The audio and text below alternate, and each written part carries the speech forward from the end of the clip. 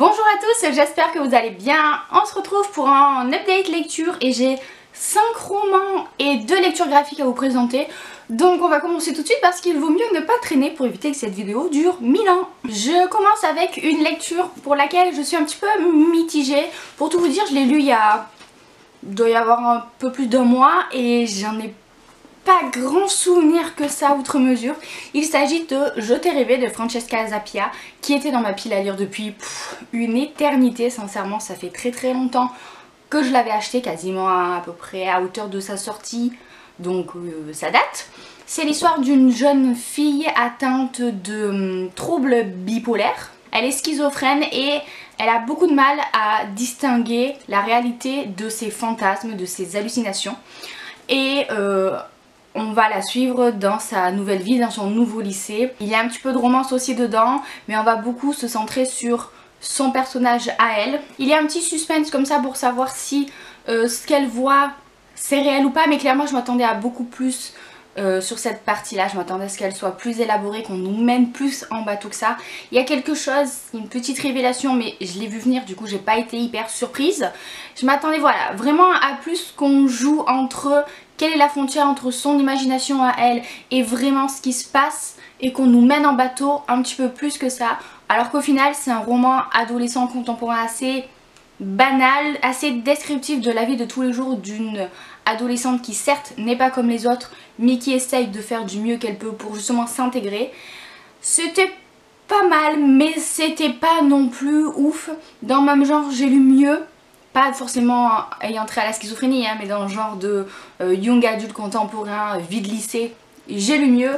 Donc voilà, j'en ressors contente de l'avoir lu, de l'avoir déterré de ma pile à lire depuis le temps qu'il y était, mais en même temps pas non plus transportée. Le prochain livre que je vous présente a été une énorme déception. Pour le coup là j'ai pas compris. Il s'agit de Fallait pas me chercher d'Emma Green.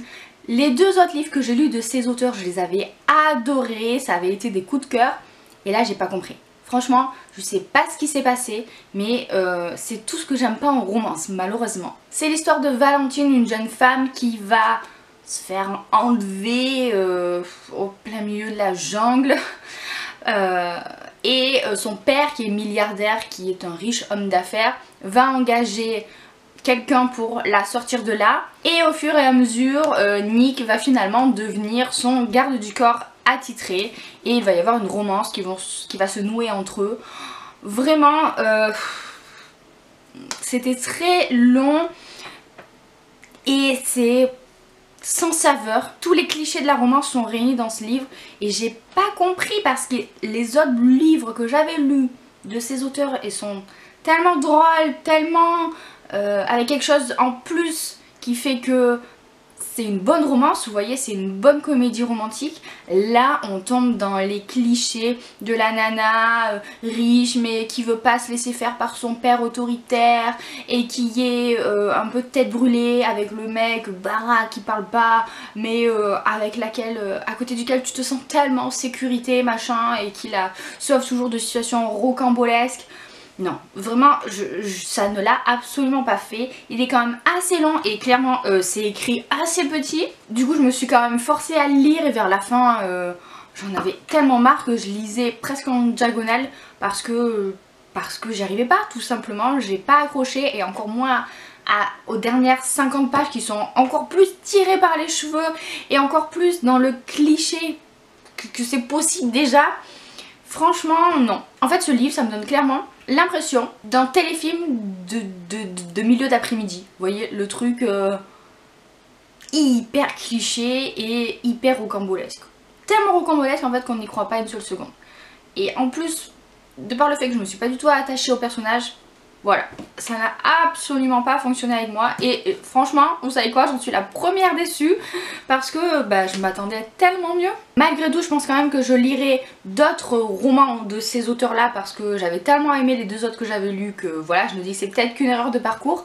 En attendant, vous voyez, c'est un service presse mais pourtant ça ne l'a pas fait. Un autre service presse, mais pour le coup celui-ci m'a beaucoup plus plu, il s'agit de Cassidy Blake, le tome 1, chasseuse de fantômes de Victoria Schwab.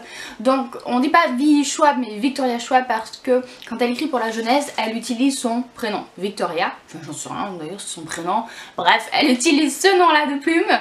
Donc c'est de la jeunesse, l'héroïne a 11-12 ans il me semble. Donc on n'est pas dans le young adulte, on est vraiment dans le middle grade. Ça va suivre l'histoire de Cassidy qui voit les fantômes suite à une expérience de mort imminente, on peut dire ça comme ça. Et j'ai beaucoup aimé, elle part à Édimbourg avec sa famille pour tourner des vidéos sur le paranormal parce que ses parents sont écrivains un petit peu spécialistes des phénomènes paranormaux. Donc ils vont tourner une série de documentaires et là ils atterrissent à Édimbourg. J'imagine que dans les autres tomes il doit y avoir à chaque fois une ville différente, je sais pas.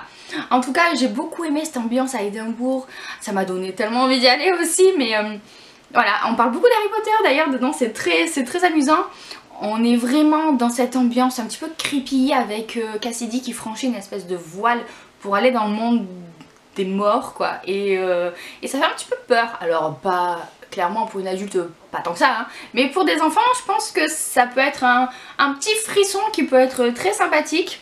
J'ai trouvé l'univers du coup plutôt sombre pour un livre jeunesse mais en même temps voilà rien de dramatique non plus hein, je vous rassure.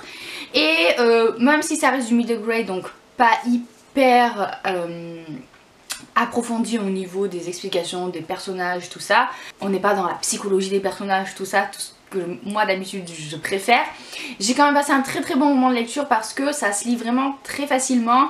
Bon, c'est du jeunesse hein, c'est sûr mais c'est vraiment intelligent comme livre et c'est vraiment bien fait et je pense que pour les ados ça peut être une super lecture. En tout cas même moi, grande adulte que je suis, j'y ai trouvé mon compte. À la suite de ça, je me suis tournée vers une romance historique. J'ai lu À la merci du corsaire de Darlene Marshall. Je l'ai acheté comme ça en magasin suite à de très bons avis que j'ai vus sur le forum Boulevard des Passions. Et dès que je suis rentrée, j'ai eu envie de le lire. Donc pour une fois, sitôt acheté, sitôt lu. On va suivre Charlie qui est une jeune femme qui cache le fait qu'elle est une femme pour être médecin sur un navire, sauf que un jour des pirates vont accoster le navire, ils vont la prendre en otage parce qu'ils ont besoin d'un médecin sur leur navire et elle va essayer comme ça de cacher à la fois sa féminité tout en essayant de faire du bon boulot sur un bateau pirate avec un capitaine qui est très intéressé par elle.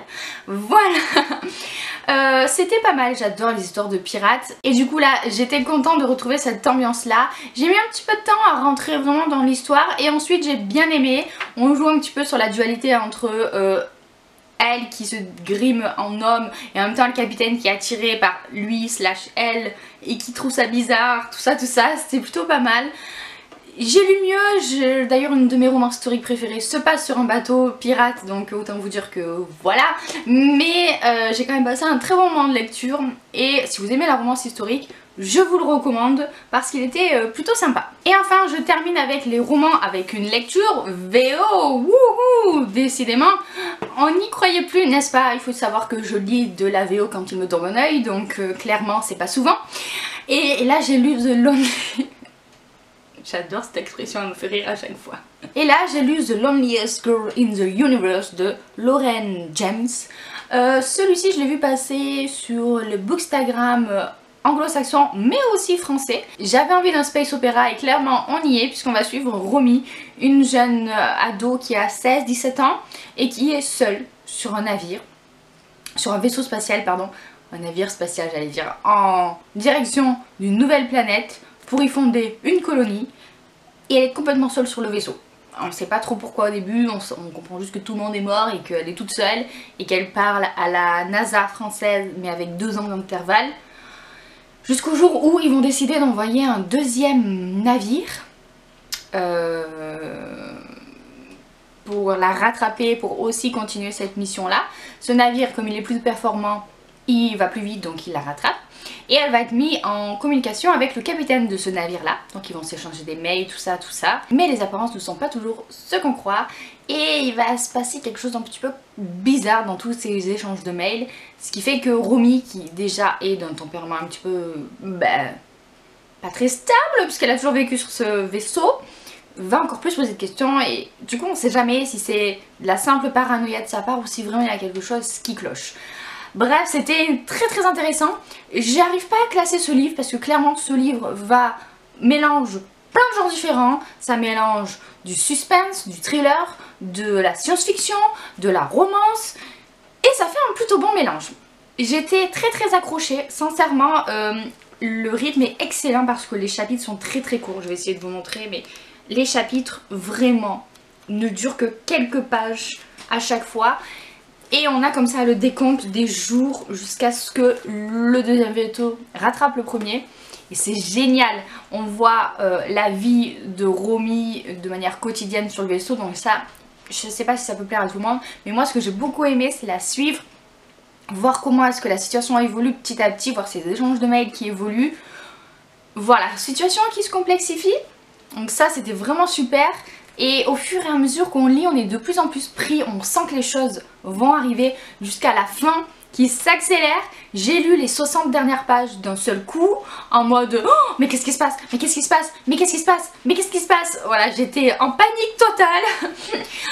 La fin est un petit peu what the fuck, c'est-à-dire que c'est un petit peu tiré par les cheveux, clairement, voilà, on se dit, ah, ok, on a un petit peu de mal à y croire que les choses aillent si loin, on va dire, mais c'est hyper prenant, franchement, j'ai beaucoup aimé cette lecture, j'ai aimé surtout la lire de manière hyper facile parce que oh, ça fait du bien, c'est de la VO simple, très simple.